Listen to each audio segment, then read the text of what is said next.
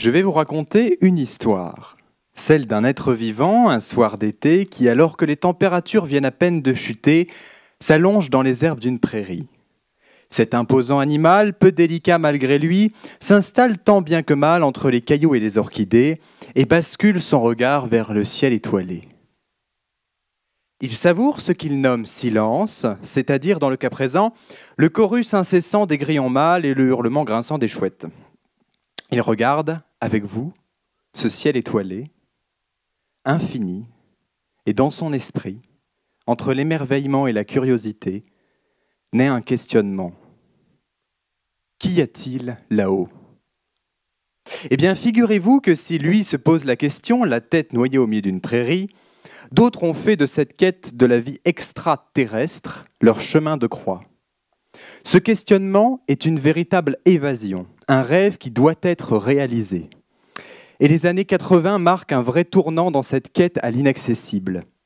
Des milliards sont dépensés pour financer cette recherche, et encore aujourd'hui, ce sujet passionne et des personnes y dédient leur vie entière. Très bien.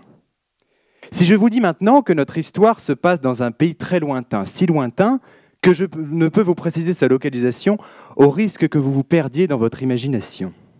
Ce pays est rythmé par des guerres, des famines, dirigé par une civilisation née sur le sang des autres peuples, un climat de malheur et de terreur plane en permanence. Les territoires sont dévastés, pollués, les habitants pratiquement tous exterminés, et pourtant les derniers survivants trouvent encore des raisons pour se taper dessus.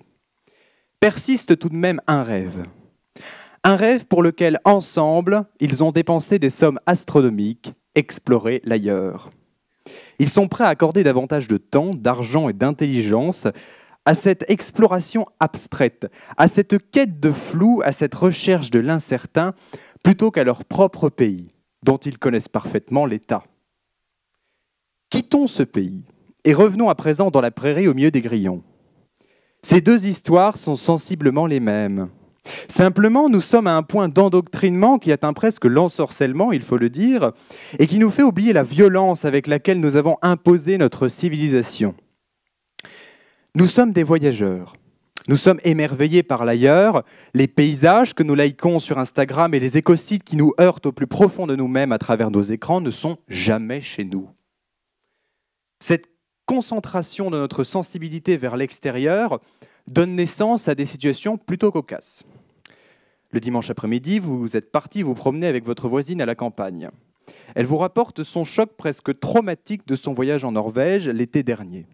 Elle trace un paysage chaotique, ponctué de coupes rases, la terre mise à nu, le sol jonché d'arbres abattus. Le présent est triste, violent, et vous bouleverse radicalement. Vous marchez donc sur un joli petit chemin de campagne entouré de champs labourés, le trajet rythmé par des petits bosquets de chênes dans lesquels chantent pinsons et mésanges. Vous adorez la campagne, il n'y a d'autre endroit pour vous ressourcer. Eh bien, sans le savoir, vous venez de vous balader sur un ancien champ de bataille. Voilà plusieurs centaines d'années que cette campagne dans laquelle vous promenez est en décroissance. Oui, en décroissance de vie. Le chemin sur lequel vous avez marché était auparavant bordé de haies qui accueillaient des individus tout aussi sensibles et conscients que vous. Nos colocataires à plumes, à carapace, à fourrure et à antennes ont été soigneusement exterminés. Les champs labourés qui encadraient votre balade du dimanche ont été méticuleusement vidés de toute vie et de tous leurs habitants. Chaque pilier de la biodiversité a été anéanti. Anéantie a été la diversité des biotopes, les milieux ayant été uniformisés. Anéanties ont été les diversités spécifiques et génétiques, puisqu'à la place des écosystèmes parfaitement organisés qui peuplaient ce territoire, ont été installés des clones génétiques de plantes arrosées de biocides, poussant sur un sol vidé de toutes ses fonctions agronomiques. Ce massacre est un véritable génocide du vivant, et pourtant, il a donné naissance à l'un des lieux les plus ressourçants que vous connaissez. C'est absolument fantastique. Il est absolument extraordinaire de constater que nous scrutons le ciel à la recherche d'un signe microscopique de vie, alors que nous détruisons ce qui est pour l'instant, au vu de l'état actuel de nos connaissances, le seul foyer certain de cette dernière. Nous sommes à la fois biophiles et biocides. L'exploration de l'ailleurs, l'écoute de l'autre est tout à fait digne, et je dirais même plus, est tout à fait nécessaire pour inventer un système autre que celui dans lequel nous vivons. Mais mon introduction est complètement erronée. Nous ne cherchons pas à explorer l'ailleurs, mais à le consommer. L'autre nous fait envie parce que nous ne résistons pas à cette pulsion d'imposer notre culture au nouveau. Si l'ailleurs nous émerveillerait tant, nous n'aurions certainement pas exterminé les innombrables peuples, les innombrables cultures et les innombrables modèles de société à qui nous avons purement et simplement volé l'existence. Cessons cette course effrénée à la normalisation. Il est temps de redescendre des exoplanètes. Il existe une planète dont nous frôlons le sol chaque jour, la planète Terre, et dont nous sommes la seule civilisation à avoir orchestré un bouleversement d'échelle géologique, en quelques milliers d'années. Regardons autour de nous. Les endroits où nous cultivons, où nous nous divertissons, sont des déserts de vie. Nous phagocytons les territoires. Cela ne relève surtout pas de la maladresse ou de l'ignorance, mais bel et bien d'une volonté délibérée et parfaitement limpide. Nous orchestrons le massacre quasi systématique de la vie. Mais il est sûr que qui aurait pu prédire ? Cette phrase est d'un cynisme et d'une bêtise franchement écœurante. Le système est intenable, c'est un fait scientifique parfaitement logique. Mais au-delà de ça, le présent n'est-il pas simplement triste ? Cette banalisation de la sceptique n'est-elle pas finalement une normalisation du simple et du pauvre ? Nous vivons dans un microcosme et sommes parfaitement incapables de visiter le macrocosme. Nous commettons notamment un oubli grossier, celui de la sensibilité qui brûle au cœur des individus. Nous confinons cette crise de la vie dans des tableurs, ne parlons d'elle qu'à travers des graphiques et en évoquant des chiffres si éloignés symboliquement des individus qu'on pourrait presque se demander s'ils ne participent pas précisément à ce développement hors sol de notre société. Comme nous nous éloignons des animaux domestiques que nous tuons dans les abattoirs, nous nous éloignons de ces êtres vivants qui peuplent la surface de la Terre.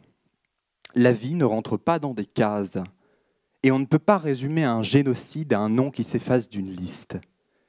Le grand tétras, oiseau de montagne, relique de l'ère glaciaire, derrière ces 11 lettres qui s'effacent de la liste vosgienne, se cachent des individus qui ont vu en l'espace de quelques décennies leur lieu de vie massacré alors qu'ils perduraient depuis l'ère glaciaire dans le massif. Il n'est pas extrême d'affirmer que le ski a persécuté des populations entières d'animaux. Ce n'est que la traduction littérale de l'extinction d'une partie de la vie faune de montagne. Les mots ont un sens, c'est bien pour cela qu'ils ont été créés. Nous faisons souffrir de manière démesurée, et contrairement à ce qu'il est régulièrement dit, de manière contre nature, celles et ceux qui peuplent et peuplaient bien avant nous cette planète. Pire encore, nous leur volons leur droit d'exister en supprimant précisément ce qui leur permet d'exister. Et là est la traduction littérale de l'extinction des espèces. Tout cela est bien triste. Mais le point essentiel, souvent oublié dans cette société où le bonheur est confiné à la marge, et que ce système biocide cultive en plus un profond malheur au sein de nos propres populations. Ne nous arrêtons pas au durable, évoluons vers le souhaitable. Cela nous fera sûrement gagner du temps et du sens. Ce qu'ils appellent transition écologique ne peut être qu'un bouleversement profond du prisme de lecture de nos activités, dépassant les externalités négatives, incluant des questionnements philosophiques plus que des questionnements techniques. Prenons conscience de la complexité de la biosphère à laquelle nous appartenons. Intéressons-nous à nos colocataires. Ne cherchons pas la perfection, mais essayons de nous rapprocher le plus possible du respectueux. Considérons le désastre en cours et autorisons-nous à bifurquer. La vie n'est littéralement des bifurcations. Suivons son chemin. Apprenons à habiter des territoires plus que des surfaces. Inscrivons-nous dans le tempo du vivant. Prenons le temps de penser et de créer.